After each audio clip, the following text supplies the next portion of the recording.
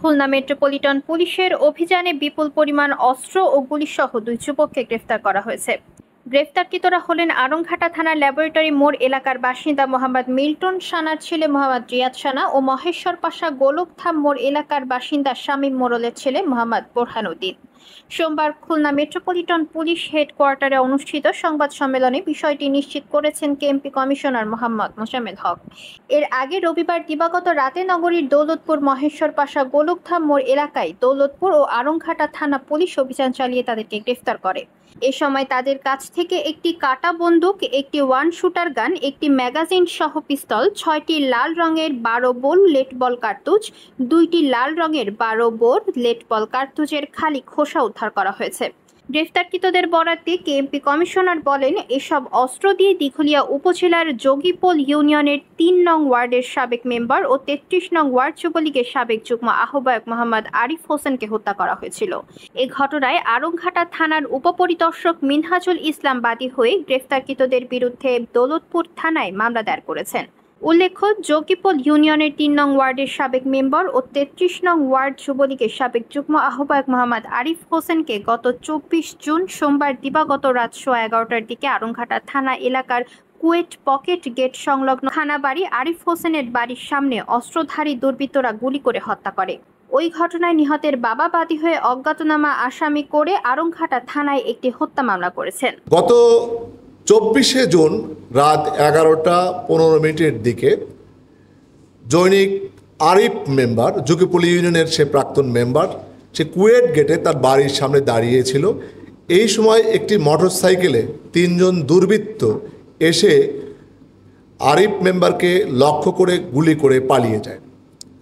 পরবর্তী সময় তাকে আমাদের খুলনা মেডিকেল কলেজ হাসপাতালে নিয়ে আসলে ডাক্তার মৃত ঘোষণা করে এবং এই ক্ষেত্রে আড়ংঘাটা থানায় একটি হত্যা মামলা রুজু হয়। পরবর্তীতে আমরা এই ঘটনার ঘটার 24 ঘন্টার মধ্যেই এই ঘটনার অন্যতম আসামি সুজনকে একটি বিদেশি পিস্তল এবং 2 রাউন্ড গুলিসহ আটক করি। এরও কয়েকদিন পরে আমরা গোপন তথ্যের ভিত্তিতে ইমন শেখ নামক জৈনিক ব্যক্তিকে আটক করতে সক্ষম হই। ইমন শেখ জানায় যে এই ঘটনায় যে অস্ত্র সরবরাহকারীদের অন্যতম হচ্ছে রিয়াদ সানা, যাকে আজকে আমরা 2 জনের মধ্যে যে একজন গ্রেপ্তার করেছি, সেই রিয়াদ সানা অন্যতম অস্ত্র সরবরাহকারী।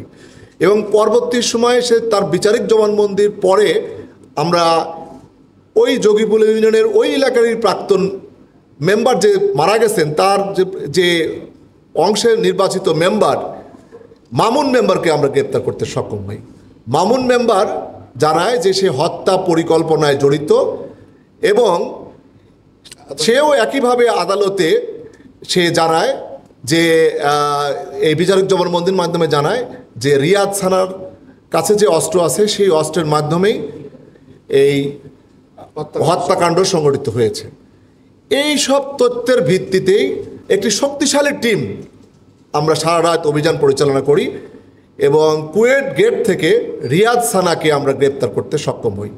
রিয়াদ সানা তখন জানায় যে তার অন্যতম সঙ্গী, তার বন্ধু, সে তার কাছে তার ব্যবহৃত যে অস্ত্রশস্ত্র বা ওই দিন রাতে যে অস্ত্র দ্বারা গুলি করে মেম্বারকে হত্যা করা হয়েছে, আরিফ মেম্বারকে হত্যা করা হয়েছে, সেই অস্ত্র তার বন্ধু সেই গোলকধাম এলাকার জৈনিক বোরহানউদ্দিনের বাসায় আছে এবং জিজ্ঞাসাবাদে এই তথ্য পাওয়ার পরে তারা সিজার লিস্টে স্বাক্ষর করেছে।